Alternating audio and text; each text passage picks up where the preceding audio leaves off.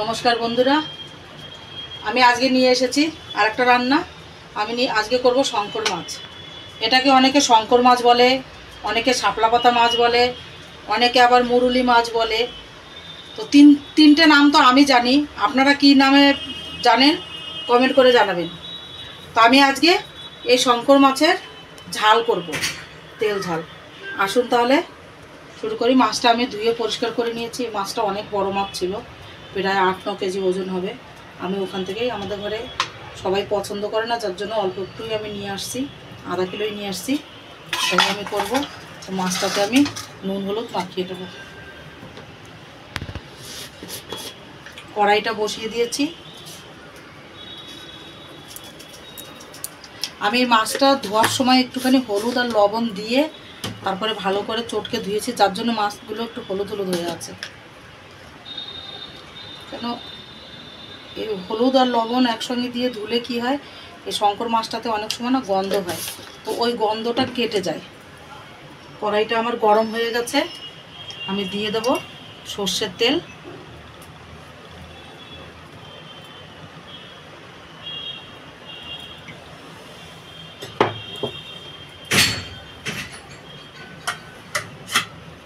আর এই মাছটাতে, এটাতে পেঁয়াজ রসুন দিয়ে না রান্না করলে ভালো লাগে না, তা আমি এখানে টমাটার পেঁয়াজ রসুন পেস্ট করে নিয়েছি।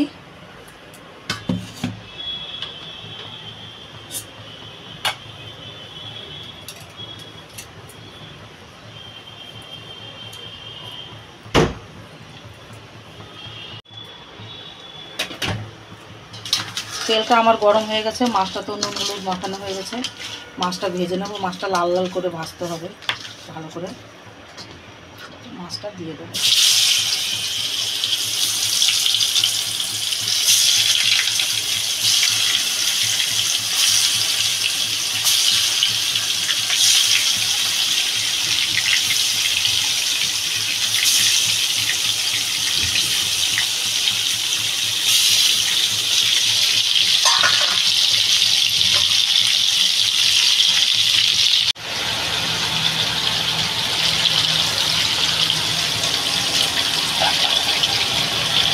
মাছটা তুলতে দিই, এটাতে সব ভালো করে ভেজে নিতে হবে মাছটা।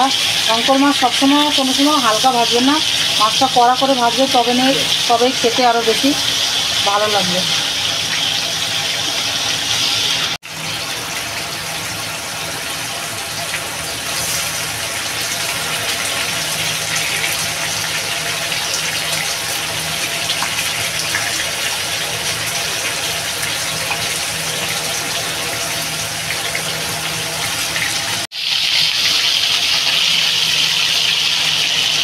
মাছটা আমার ভাজা হয়ে গেছে প্রায়।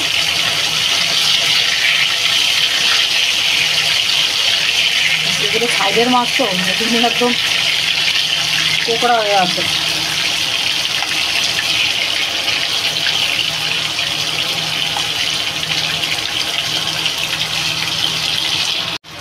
মাছটা ভাজা হয়ে গেছে, আমি মাছগুলো তুলে নেব।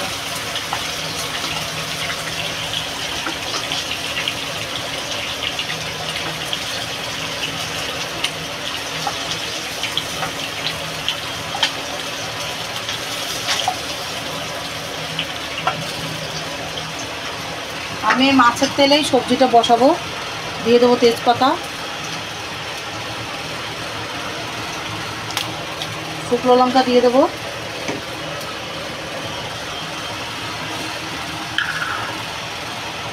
জিরা,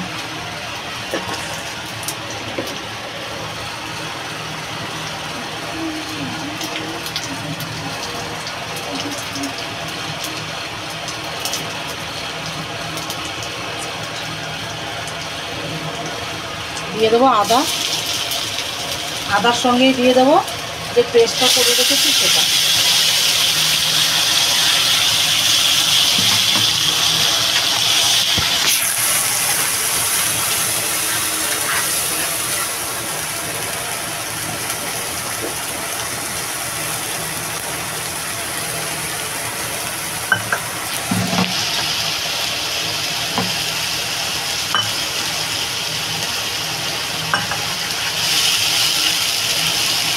দিয়ে দেবো নুন স্বাদ মতো,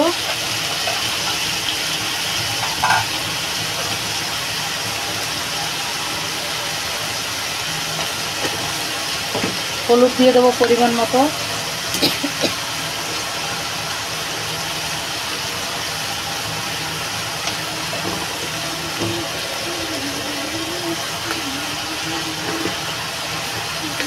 দিয়ে দেবো জিরা গুঁড়ি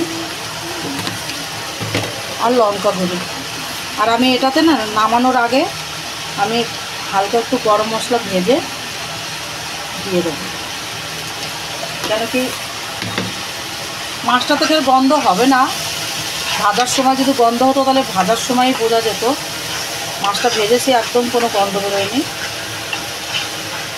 মশলাটা ভালো করে কষিয়ে নেব।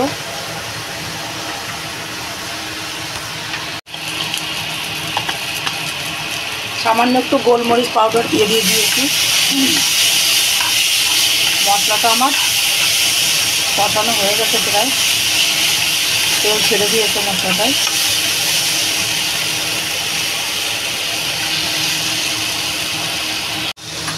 মশলাটা আমার কষানো হয়ে গেছে, আমি এবার ঝোলটা দিয়ে দেবো।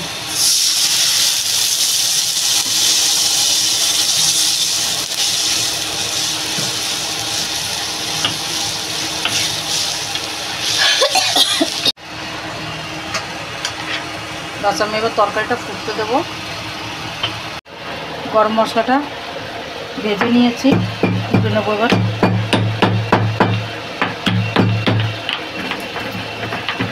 একটু ভেজে না দিলে পরে না এটার একটা সেন্ট আলাদাই আসে। গরম মশলা আপনারা কাঁচা গরম মশলা বেটে দেন, কাঁচা মশলা না বেটে দিয়ে সামান্য একটু হালকা কড়াইতে গরম করে তারপরে গুঁড়ো করে দেবেন, তরকারিটা আরও বেশি টেস্টি লাগে।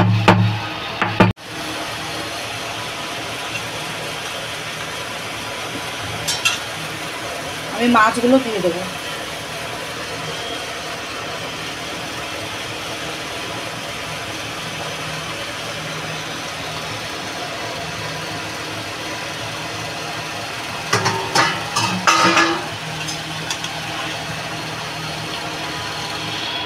আমার তরকারিটা হয়ে গেছে, গরম মশলা দিয়ে নামিয়ে নেব।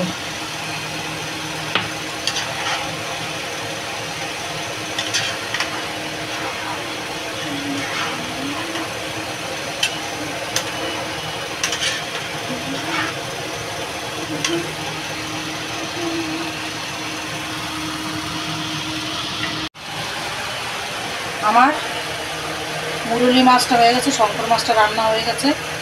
এই যে করেছি আমি, কেন কি শঙ্কর মাছে একটু পেঁয়াজ রসুন না দিলে ভালো লাগে না, যার জন্য পেঁয়াজ রসুন দিয়ে করেছি। বেশ মাখা মাখা ঝোল করেছি। আপনারাও এইভাবে বাড়িতে করে খাবেন। বেশি মশলা তো আপনারা ভিডিওটা দেখলেই বুঝতে পারবেন যে আমি কতটুকু মশলা দিয়েছি। তো ভিডিওটা যদি ভালো লাগে তাহলে লাইক করবেন, শেয়ার করবেন, সাবস্ক্রাইব করবেন, আর কমেন্টে জরুর বলবেন যে আমি যেভাবে রান্না করলাম এইভাবে রান্না করে খেয়ে আপনাদের কেমন লাগলো কমেন্ট করে বলবেন। তাহলে ভিডিওটা এখানেই শেষ করছি। ভালো থাকবেন, সুস্থ থাকবেন, নমস্কার।